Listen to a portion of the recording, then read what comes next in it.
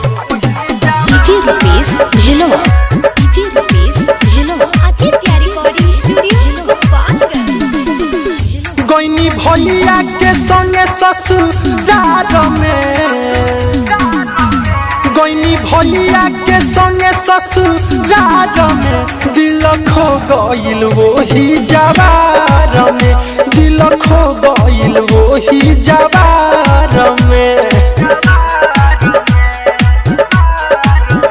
भैनी पागल केहू के प्यार में भैनी पागल केहू के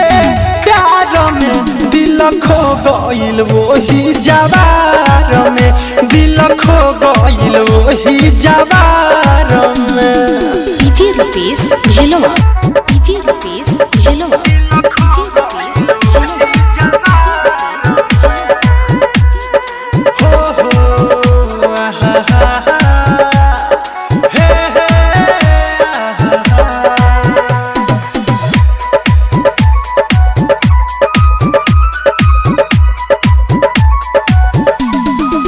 भइले हैरान दिल सच कहतानी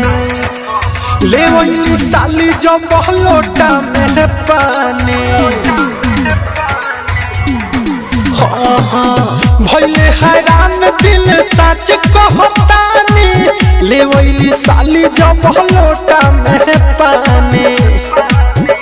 नाचे मनवा के मोरा बाबा हार में नाचे मनवा के मोरा बाबा हार में दिल खो गइल वही जवार में दिल खो गइल वही जवार में।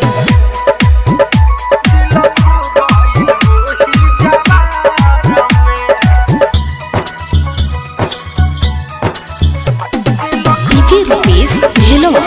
डीजे रुपेश भेलवा डीजे रुपेश भेलवा सुनो से सनाथ सच कहिले बतिया अब तो दीपकवा के बिगड़ल यह दतिया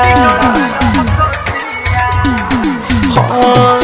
सुनो से सनाथ सच कहिले बतिया अब तो दीपकवा के बिगड़ल यह दतिया